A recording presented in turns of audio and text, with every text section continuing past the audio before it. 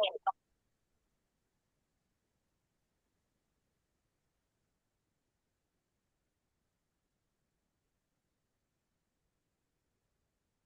اللہ الرحمن الرحیم۔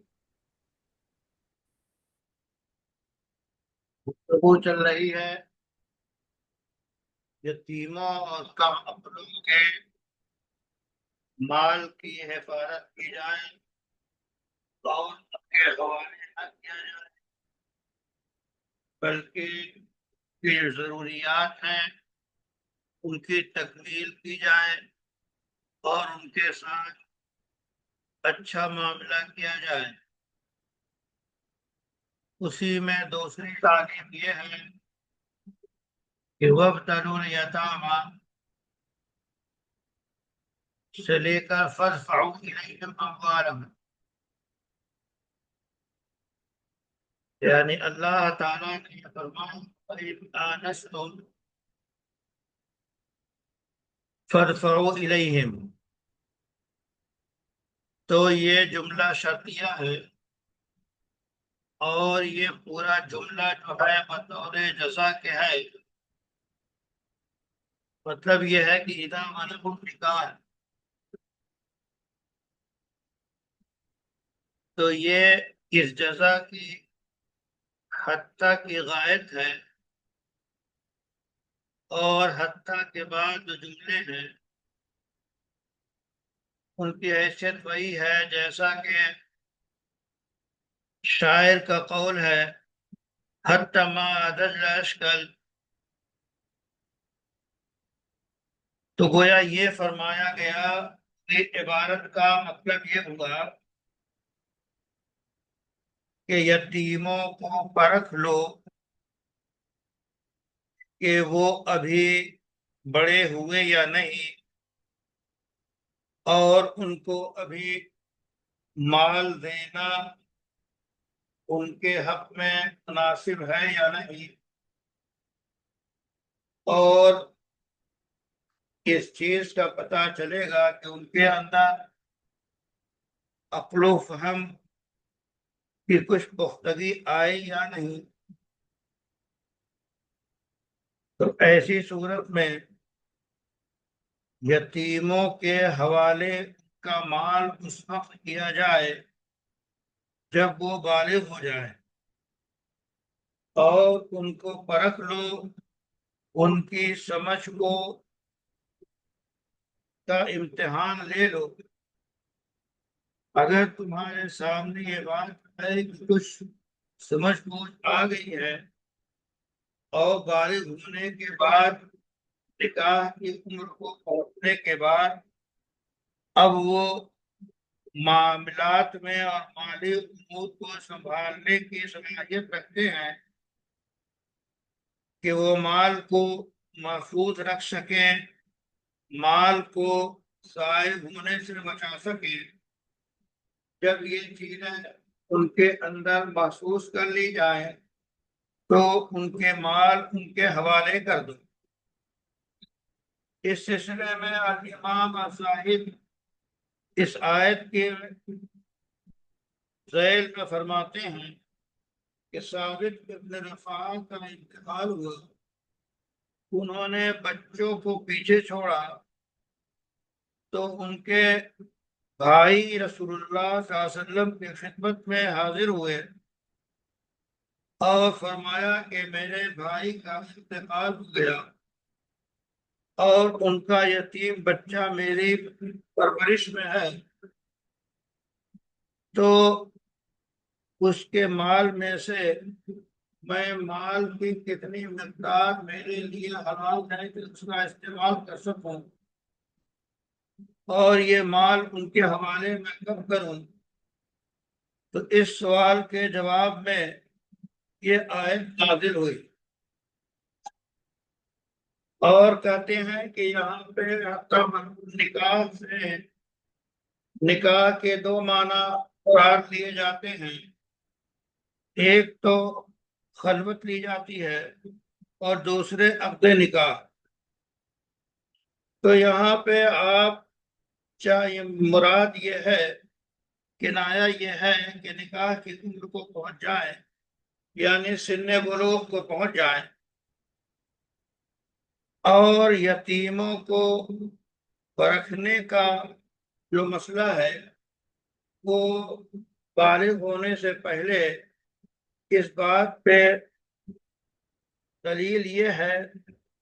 کہ چھوٹے بچے کو ابھی جو بالغ نہیں ہوا ہے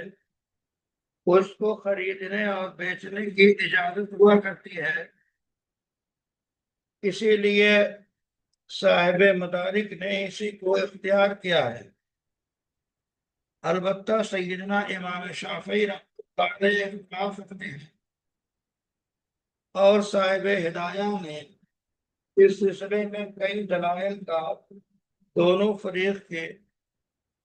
عقلی دلائل کا بھی تذکرہ کیا ہے،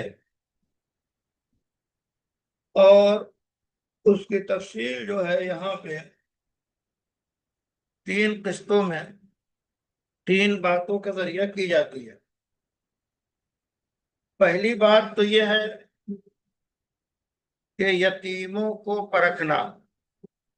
دوسری بات یہ ہے کہ یتیموں کا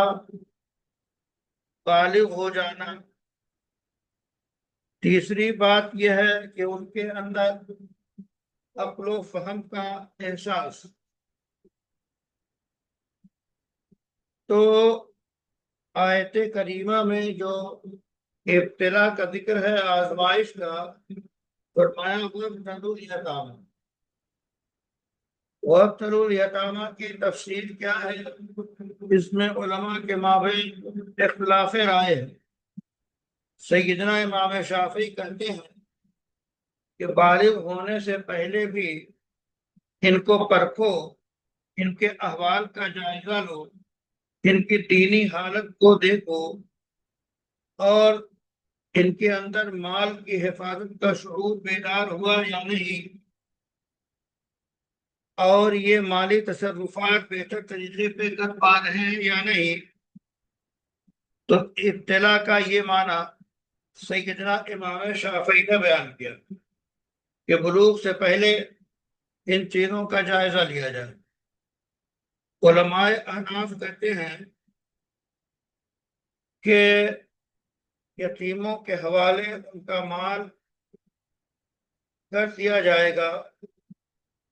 جب تک کہ ان کے حالات سے تصرف کی صلاحیت واضح نہ ہو، واضح ہو جائے تو دے دیں۔ اور یہی رائے، اور اس اختلاف کا منشا یہ ہے کہ دیکھیے بچے کو تجارت کی اجازت دی گئی ہے، یعنی اگر ایسا بچہ ہے جو سن امتیاز کو پہنچ چکا ہے تو خرید و فروخت کر سکتا ہے۔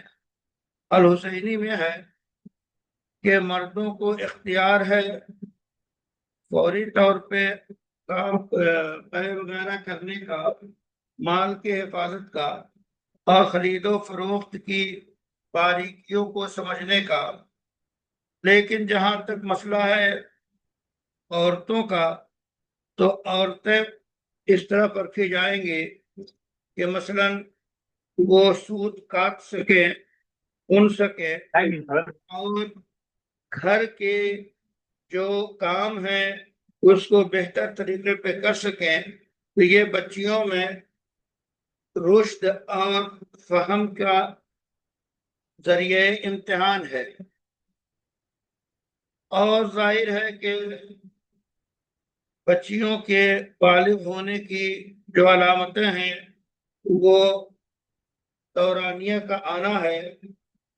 شادی ہو گئی ہے تو حمل کا ظہور ہے، اور اسی طرح جو فطرت کے مطابق بلوغ کی علامت ہے۔ اب اگر یہ علامتیں بلوغ کی جو ظاہری علامتیں ہیں یہ اگر نہ پائی جائے تو ایسی صورت میں عمر کے ذریعہ بلوغ کو متعین کیا جائے گا بالغ ہونے کو۔ اب وہ کتنی عمر ہوگی جس سے بالغ مانا جائے؟ تو سیدنا امام شافعی، امام ابو یوسف،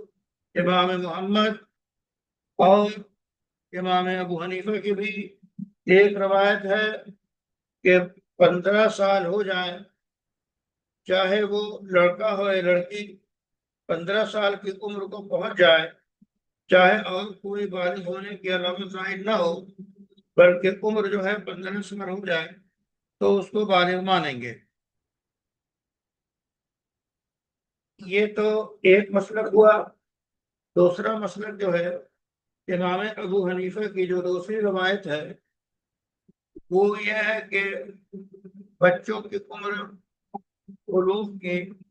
18 سال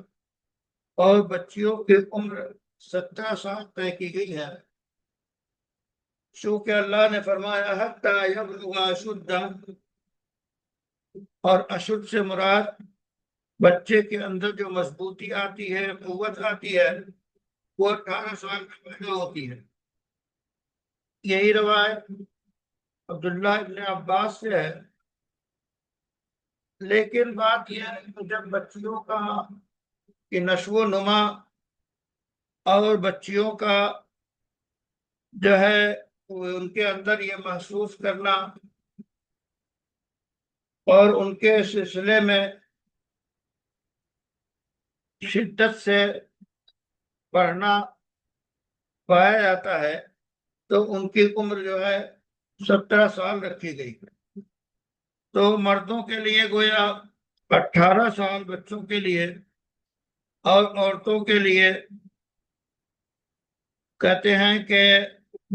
9 سال، جیسا کہ فقہی عبارتوں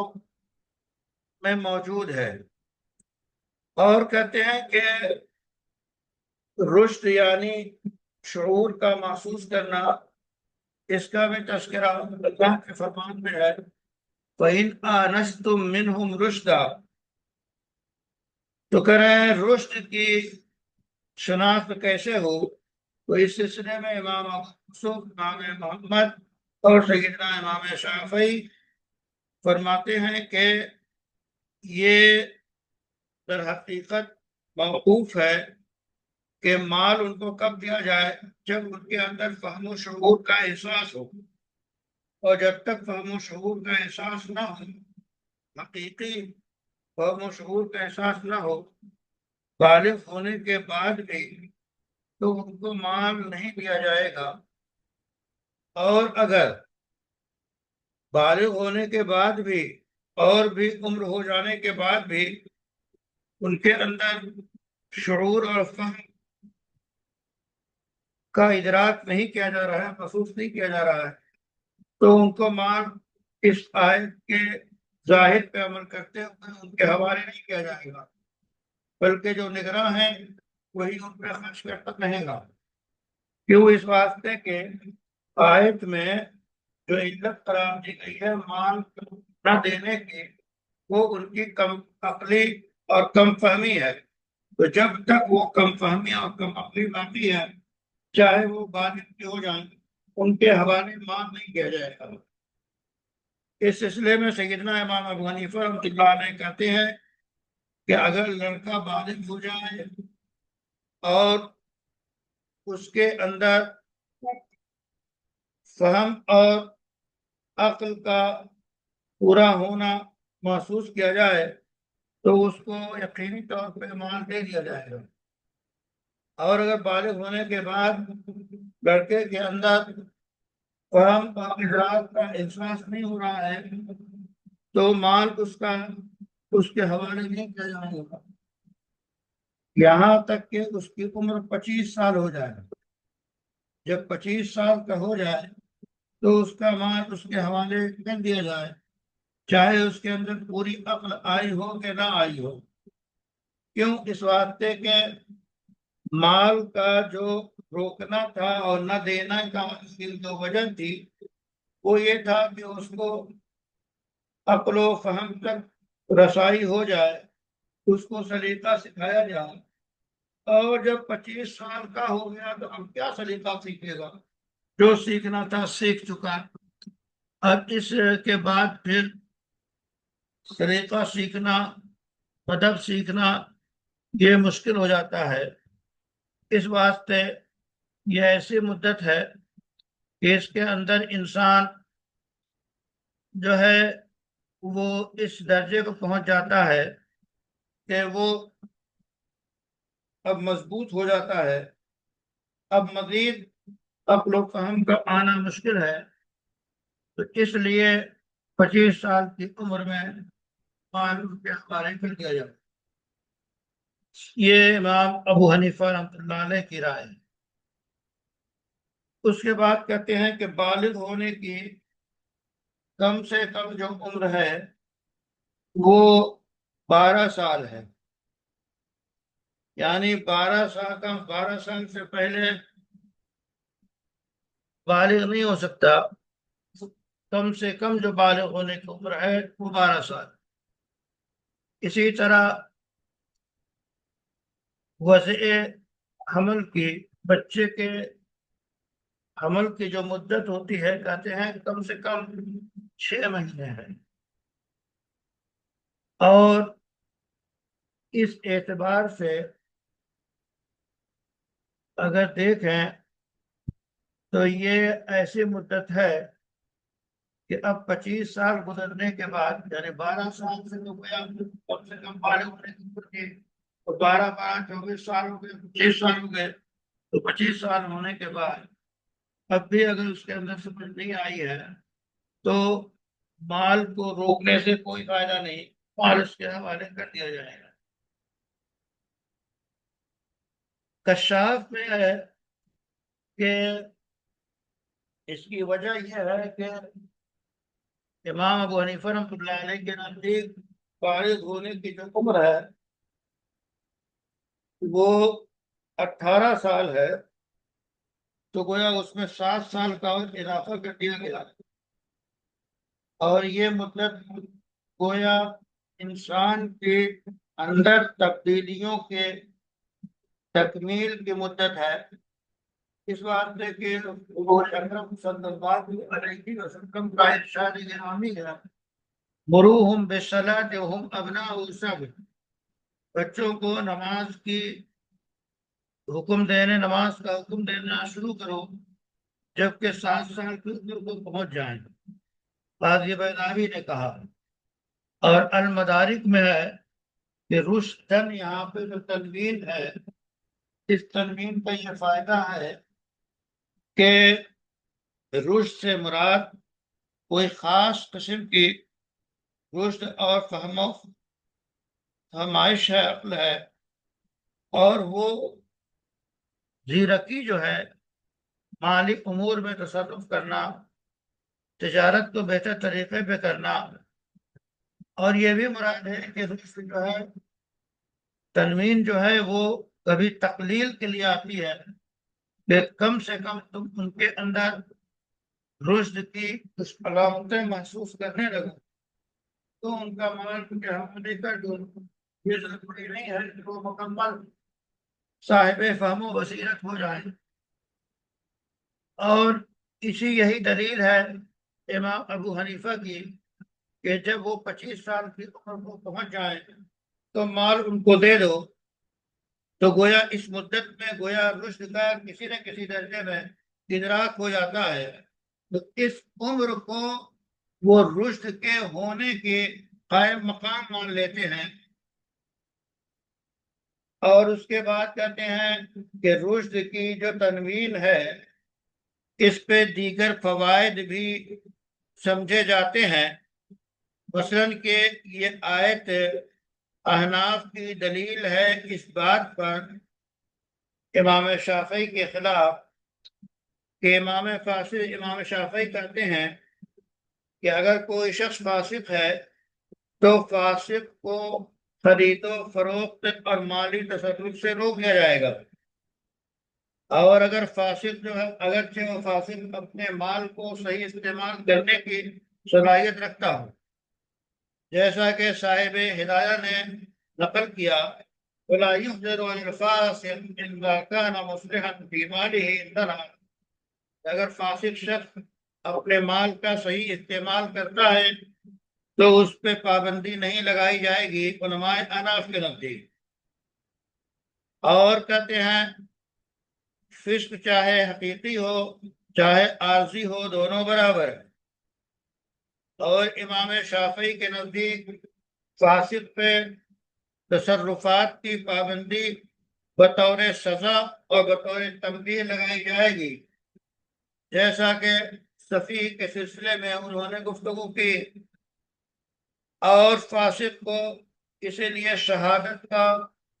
اور اسی طرح ولی ہونے کا امام شافعی کے نزدیک اہل نہیں قرار دیا جاتا۔ علماء احناف کی جو دلیل ہے وہ یہ ہے وَإِنْ آنَسْتُم مِّنْهُمْ رُشْدًا، اس آیت میں آپ کے ایناس اور انس جو ہے رشدی کی ایک قسم ہے،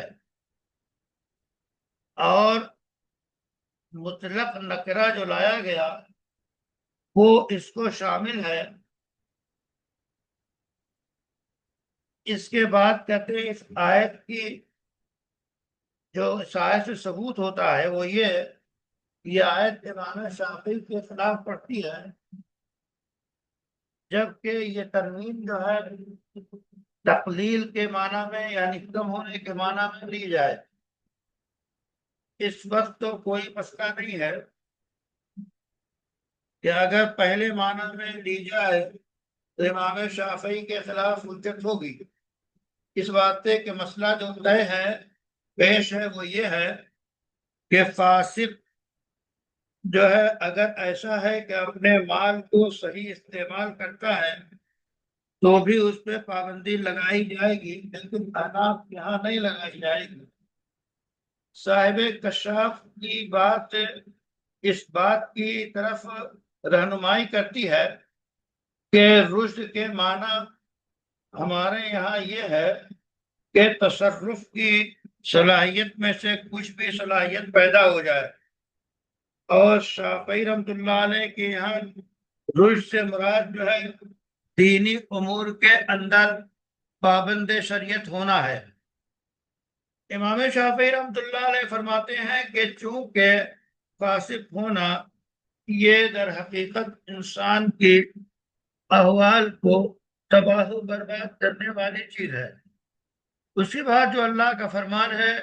وَلَا تَأْكُلُوهَا، کہ یہ در حقیقت سرپرستوں کو خطاب ہے کہ یتیموں کے مال میں سے نہ کھاؤ، اس کو استعمال نہ کرو،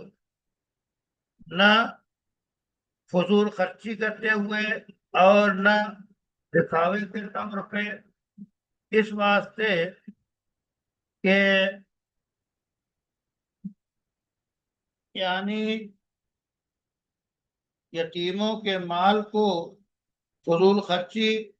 اور کبر اور مباحات ظاہر کرنے سے پہلے اور ان کے بڑے ہونے سے پہلے نہ کھاؤ، فضول خرچی نہ کرو، اور جان لو کہ جو یتیم ہے جب یہ بڑے ہو جائیں اور تم کو یہ اندیشہ ہو کہ بڑے ہونے کے بعد تو مال لے لیں گے، اس واسطے تو فضول خرچی کرو، ان کے مال کو خرچ کرو، ان کے مال کو اڑاؤ، یہ اس کی اجازت نہیں ہے۔ یہی معنی مفسرین نے لکھے ہیں۔ اور امام زاہد کہتے ہیں بیدارت کی غرو کا مطلب یہ ہے کہ یتیموں کے مال کو بالغ ہونے کے بعد بھی کھانا جائز نہیں ہے، اس وقت جبکہ ان کے مال کو تو نقصان پہنچانا چاہ رہے ہو۔ اس کے بعد آیت کریمہ جیسے ہے وَلَا تُكْرِهُوا فَتَيَاتِكُمْ عَلَى الْبِغَاءِ التَّحَصُّنِ، ظاہرے کے سبران اگر وہ بچنا چاہیں تو تم ان کو مجبور نہ کرو، وہ بچنا چاہیں یہ شرط نہیں ہے، یہ بچنا نہ چاہیں تو جائز ہو جائے، بلکہ ایک یہ شرط جو ہے حقیقت کو واضح کرنے کے لیے ہے۔ اور اس کے بعد جو اللہ نے فرمایا وَمَنْ كَانَ غَنِيًّا فَلْيَسْتَعْفِفْ ومن کان فقیرا فلیأکل بالمعروف، یعنی خطاب ہے اس شخص کے لیے جو یتیموں کے اور کم عقلوں کے مال کا ذمہ دار ہے، ان کے بارے میں ان کو ہدایت ہے کہ اگر ان کی مالی حیثیت اچھی نہیں ہے تو یتیم کے مال کا نظم و ضبط کرنے میں ان کا وقت خرچ ہو رہا ہے اور ان کے معاش کے ذرائع نہیں ہیں، تو ایسی صورت میں وہ ان میں سے ضرورت کے مطابق اپنے اوپر خرچ کر سکتے ہیں، لیکن ضروری ہے کہ وہ اس بات کا لحاظ رکھیں کہ عرف عام میں جتنا صرفہ لیا جاتا ہے اتنا ہی خرچ لیں، زیادہ لینے سے پرہیز کریں۔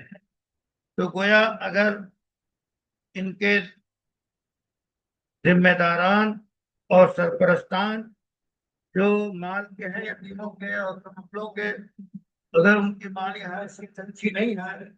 تو وہ اس مال میں سے بطور نظم کے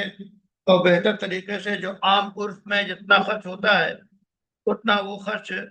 کر سکتے ہیں۔ مثلاً یہ کہ اتنی مقدار میں کھائیں کہ وہ محتاط مقدار ہو، اور اگر وہ یہاں پہ ظاہر صرف کھانے کی اجازت دی گئی ہے، لیکن ابراہیم سے اور کھانا کتنا ہے، ابراہیم سے روایت ہے کہ جو بھوک کو ختم کر دے اور جو ستر کو چھپا لے یہ ضرورت میں شامل ہے، یعنی کھانے کے ساتھ ضروریات بھی لی جائیں گی، کھانا مراد صرف نہیں ہے۔ صاحب کشاف کہتے ہیں کہ اگر وہ ضرورت مند ہے تو اس اندازے سے اس میں سے خوراک لے جو اندازہ اس طرح کے کام کرنے پر اجرت ملنے کا ہے، یعنی جتنا وہ ان کا کام کر رہا ہے، جتنا وقت لگا رہا ہے، عام طور پہ اس پر بازار میں اور لوگوں کے یہاں مزدوری کتنی ملتی ہے، تو جتنی ملتی ہو اتنی ہی اس میں سے نکال لے۔ ایک صورت یہ بھی ہے، بعض علماء نے کہا کہ ان میں سے قرض لے لے اور قرض لے کے بعد میں اس کا واپس کر دے، لیکن یہ مبنی پر اختلاف ہے۔ اور کہتے ہیں عقل بالمعروف کا مطلب یہی ہے کہ جو وسیع اور نگراں ہے، وہ شخص مالوں کی جو حفاظت کرنے والا ہے،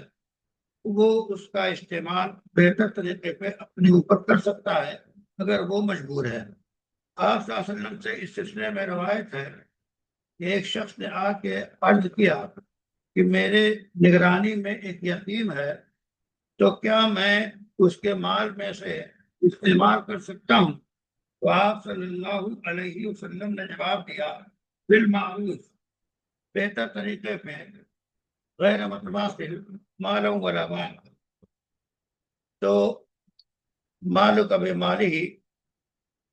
تو گویا اس طرح آپ صلی اللہ علیہ وسلم نے بلیغ انداز میں جواب دیا کہ تم اس کا استعمال کر سکتے ہو، لیکن بہتر طریقہ جو رائج ہے، جتنا اس میں عام طور پہ خرچ ہوتا ہے اتنا ہی خرچ تم دے سکتے ہو، لیکن مال کو بڑھا چڑھا کر ضائع کرنا یا اس کی اجازت نہیں ہے۔ اس نے یہ پوچھا کیا میں تنبیہ کر سکتا ہوں اس بچے کی جو میری نگرانی میں ہے، یتیم؟ تو آپ کہتے ہیں کہ تم جتنا ایسے موقع پہ اپنے بچے کی پٹائی کر سکتے ہو اتنی ہی پٹائی اس یتیم کی بھی تعذیبی کارروائی کرتے ہوئے کر سکتے ہو۔ عبداللہ ابن عباس سے روایت ہے کہ یتیم کا جو ولی ہے کہ اس سے کہے کہ تم جو ہے اونٹنی کا دودھ پی لو، اور اگر یعنی اونٹنی کا دودھ پینا، اور اگر اونٹنی گم ہو تو اسے ڈھونڈنا اور اسے تلاش کرنا، اور اس کے بعد پانی کا روکنا، اور یہ ساری چیزیں، تو کہتے ہیں کہ یہ اس کی नस्ल के लिए मुफीद नहीं है, जो है मुफीद नहीं है, और ना दूध पीने में इसका कोई हरज है। और कहते हैं कि इसी से फरमाते हैं फलियाकुल बिल मारूफ, के फलियाकुल बिल मारूफ का मतलब बेहतर तरीके से जो उर्फ में ऐसी सूरत में उजरत लेना या सरफा करना मारूफ है उसी हिसाब से करे। और कहते हैं कि ऐसी सूरत में ये नहीं है कि कपड़ा पहने तो बस कुर्ता पैजामा ले ले, और बाकायदा पगड़ी भी खरीदे उसके माल से, तो इसकी इजाजत नहीं है। और इब्राहिम से रवायत है, वो कहते हैं कि कपड़े के इंतखाब में रेशम का और ऐसे जोड़े जो बड़े उम्दा होते हैं उनको लेने की इजाजत नहीं है। इसी तरह बस उसको इजाजत इस बात की है कि इतना मान ले कि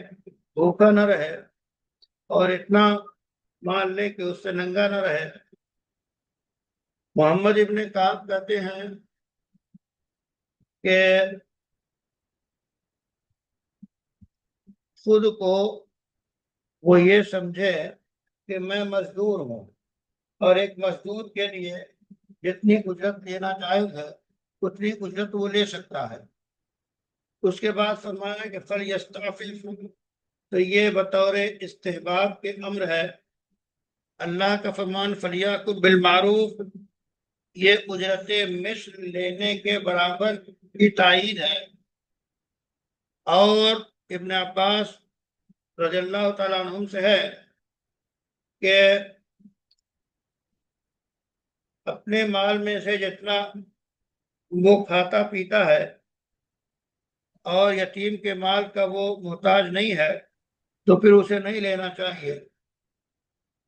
उसके बाद फरमाते हैं यानी अगर वो मालदार है तो फिर वो यतीम के माल में से अपने अखराजात मिना नहीं करेगा। ये मतलब है फलिस्ताफिफ का। और फरमाते हैं कि जब वो बालिग हो जाए तो उनके माल को दे दो, और माल देते वक्त जरूरी है कि दस्तावेज तैयार कर लो, यानी गवाह बना लो। जो जिम्मेदारों को हिदायत है यतीमों के माल जब वापस करें उनके हवाले करें तो उन पे गवाह बना लें कि इन लोगों ने अपने माल पे कब्जा कर लिया। और ये गवाह बना लेना इस मकसद से है कि आइंदा कोई तोहमत न लग सके, और कसम खाने की जरूरत पेश ना आए, और इख्तलाफ से दूर रहे, मुकदमेबाजी ना हो, और किसी तरह का कोई तामान लाजिम ना आए। और इसकी मज़ीद वजाहत कशाफ ने की है कि अगर माल देने पर गवाह नहीं बनाया, अब जरूरत आ पड़ी कि माल दिया कि नहीं दिया, तो कसम खा लेगा, तो कसम खा लेने से इसको सच्चा माना जाएगा। इमाम अबू हनीफा रहमतुल्लाह अलैह और इमाम हनाफ के हैं, इमाम मालिक और शाफी कहते हैं कि ये कसम खाने से काम नहीं चलेगा, गवाह पेश करना पड़ेगा। तो इसलिए गवाह बना लेना जरूरी है। और चूंकि तो वरना तोहमत लाजिम आएगी, जमान वाजिब होगा, बैना अगर पेश नहीं कर सकता। और खुलासा ये कि गवाह बना लेना अच्छी बात है ताकि इस तरह की मुसीबतों से बच सके। और इसके बाद यहाँ तक तो गुफ्तगू मुकम्मल हुई कि अगर यतीम और कमअक्ल के पास माल दौलत है तो उसके वली उसकी निगरानी करेंगे, उसकी हिफाजत करेंगे, हिफाजत के तरीके बताए गए, और उन तरीकों से बचने से गुरेज करना जरूरी है जिससे उनके माल को नुकसान पहुंचे। और फिर ये माल को उनके हवाले कब किया जाएगा, जबकि वो सिन رشد سن بلوغ کو اور سن تمیز کو پہنچ جائیں، یعنی بالغ ہو جائے، اور وہ تصرفات مالی میں عقل و شعور کا پتہ چلنے لگے، تو اس کے حوالے ان کا مال کر دیا جائے گا۔ مال کر حوالے کرتے ہوئے ضروری ہے، مناسب ہے کہ وہ گواہوں کو قائم کر لے، گواہ بنا لے، تاکہ آئندہ کوئی تنازع ہو تو اس میں بچ سکے اور گواہان اس کے کام آ سکے، اس کے خلاف کوئی کارروائی نہ ہو۔ اور مال کی حفاظت کے سلسلے میں جو وقت خرچ ہوتا ہے تو اس سلسلے میں دو باتیں ہیں۔ اگر یہ ذمہ داران اور سرپرستان مالدار ہیں تو دیکھ ریکھ کرنے میں قدیموں کے مال میں سے کچھ نہ لیں، بلکہ بطور رشتے اور تبرع اور احسان کے ایک اخلاقی اور خاندانی فریضہ سمجھتے ہوئے انجام دیں۔ لیکن اگر وہ صاحب حیثیت نہیں ہے اور سارا وقت ان کا ان کے مال کی نگرانی میں، دیکھ ریکھ میں خرچ ہوتا ہے، مثلا اگر ان کے پاس زمین و جائیداد ہے تو اس کو کسانوں کے ذریعے فصل تیار کرانے میں کتنا وقت لگتا ہے، اگر کوئی بزنس ہے تو بزنس کو سنبھالنے کے لیے خود منیجر کی یا مالک کی کتنی ذمہ داریاں ہوتی ہیں۔ تو اگر اس طرح کا معاملہ ہے اور وہ خود اس کے پاس کوئی کوڑی نہیں ہے، تو پھر وہ اس مال میں سے اتنا مال جس سے اس کی ضرورت مناسب اور بہتر طریقے سے پوری ہو، نہ اس میں کمی ہو، نہ زیادتی ہو، نہ نقصان پہنچایا جائے، نہ خود نقصان برداشت کرے۔ معروف کا لفظ بڑا بلیغ اور وسیع ہے، اتنی اس میں سے اجرت کے طور پہ یا معاوضے کے طور پہ اس کو لینے کی اجازت ہے۔ یہ تفصیلات بتائی گئی۔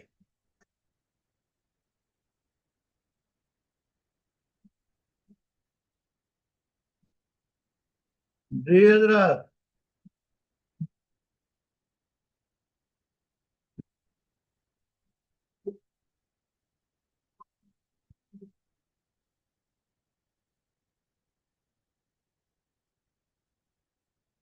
حکیم کوثر صاحب،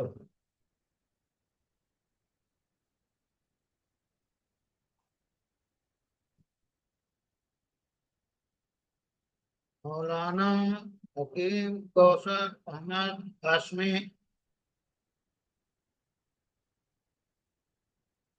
مولانا ابرار صاحب،